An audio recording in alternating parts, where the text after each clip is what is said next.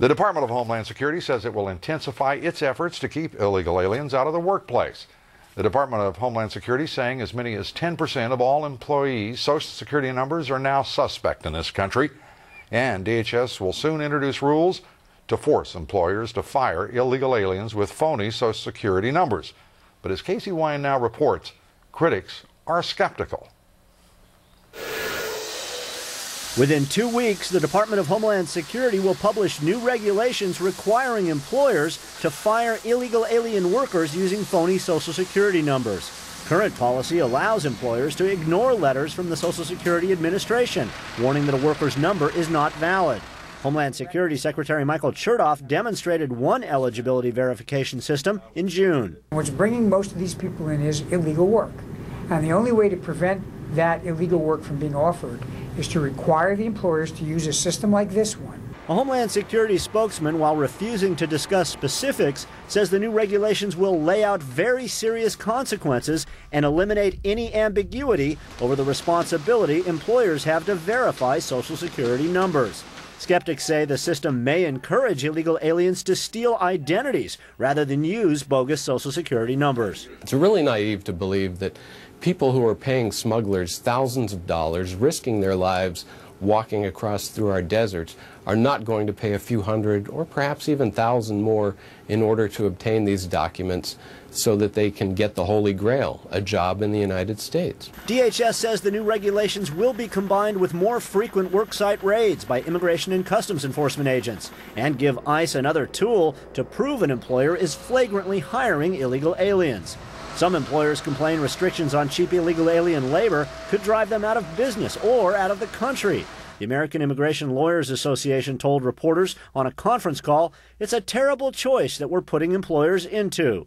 The National Council of Raza says increased levels of immigration raids in workplaces and also in neighborhoods, separating parents from their children in many cases. It's a pretty ugly environment out there. They predicted the crackdown will drive more illegal alien workers underground. Cecilia Munoz of the National Council of Raza also says the Latino community is pretty angry about increased enforcement actions and the failure of so-called comprehensive immigration reform. She says Latinos are going to mobilize with voter registration efforts and by exposing what she called bigotry, adding her community believes, Lou, the gloves really need to come off. Well, they've made it pretty clear. Munoz herself referring to a wave of hate as the reason for the defeat of the legislation, now suggesting bigotry is behind the enforcement of existing U.S. immigration law.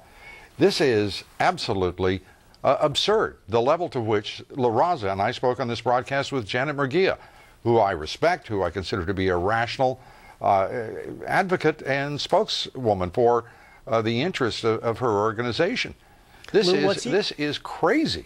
What's even crazier, I think, is it's not just groups like La Raza. It's the Service Employees Union. It's the Catholic Church. It is the Immigration Lawyers Association, all on that same conference call with La Raza today, outraged that the Department of Homeland Security would dare enforce immigration laws. You know, the American people had better realize that the immigration lawyers, La Raza, the Chamber of Commerce, the Catholic Council of Bishops, all have a seat at the table in Washington, D.C., up on Capitol Hill, and that the American people are not represented, well, almost unrepresented entirely at that table on the issue of illegal immigration and border security. And if the American people do not make their wishes and their views known, they're going to get rolled by every special interest, every corporate interest, every socio-ethnocentric interest in the country who care nothing about our laws. It is the idea that an organization called La Raza would talk about bigotry and of any kind when its title is La Raza, and to suggest that enforcement of U.S. law is somehow an abridgment of their rights. Yeah, it's extraordinary. Casey Wine, thank you very much. Okay. Reporting from Los Angeles. That brings us to the subject of our poll tonight. Do you believe the Department of Homeland Security will aggressively enforce workplace immigration laws? Yes or no? Cast your vote at LouDobbs.com. We'll be back with the results here in just a moment. But first, a drug dealer linked to the case of former Border Patrol agents Ramos and Campion has pleaded guilty to drug trafficking charges. The dealer was an alleged accomplice of the drug smuggler Osvaldo Aldrete Davila. Davila testified against the two former agents and received immunity for his testimony against them. The plea bargain may prevent the release of government reports that are believed to implicate him in another smuggling case while he was under immunity to testify against Ramos and Campion. Information that, by the way, was withheld from the jury that decided the fate of the two former agents. Up next, chaos in the House of Representatives, name-calling, charges of vote manipulation, a walkout. We'll tell you what it was all about. And will talks with Communist China do anything on the part of this administration to stop dangerous toys from